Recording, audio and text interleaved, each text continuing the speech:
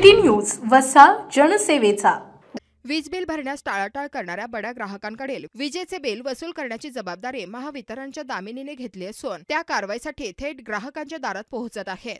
चालू आर्थिक वर्षाचे केवळ 4 दिवस शिल्लक आहे आणि अजूनही परिमंडळातून 190 कोटी वसूल करण्यासाठी कारवाईला गती देण्यात आली असून प्रतिसाद न देणाऱ्या परिमंडळातील 8000 थकबाकीदार ग्राहकांचा वीज पुरवठा खंडित करण्यात आला आहे।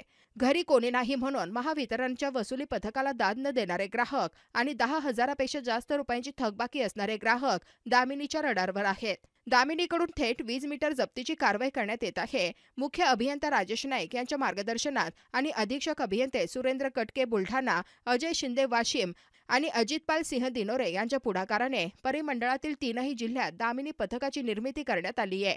एका दामिनी पथकात अतिरिक्त कार्यकारी अभियंता, उपकार्यकारी अभियंत्यासह 10 महिला अभियंता कर्मचारी सहभागी असून त्यांच्या मदतीसाठी सुरक्षा रक्षक आणि कारवाई सुरू असलेल्या वितरण केंद्रातील तंत्रज्ञाचा समावेश आहे। यासोबतच वित्त व लेखा विभागाकडून बिलासंबंधी तक्रार असल्यास ती सोडवण्यासाठी ताबडतोब प्रयत्न करण्यात येणार आहे।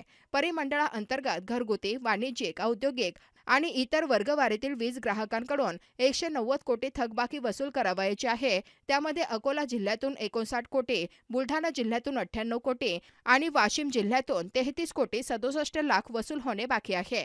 वीज बिल भरण्यास टाळाटाळ करणाऱ्या परिमंडळातील 8500 ग्राहकांचा वीज पुरवठा खंडित करण्यात आलाय। यामध्ये अकोला जिल्ह्यातील 2494, बुलढाणा जिल्हा 4262 आणि वाशिम जिल्ह्यातील 1744 ग्राहकांचा समावेश आहे। संपूर्ण वीज बिलासह 310 रुपये पुनर्जोडणी शुल्क भरल्याशिवाय या ग्राहकांचा वीज पुरवठा पूर्ववत करता येणार नाही। त्यामुळे महावितरणची कटू कारवाई टाळण्यासाठी चालू तसेच थकीत वीज बिल भरून सहकार्य करण्याचे आवाहन महावितरणने केले आहे।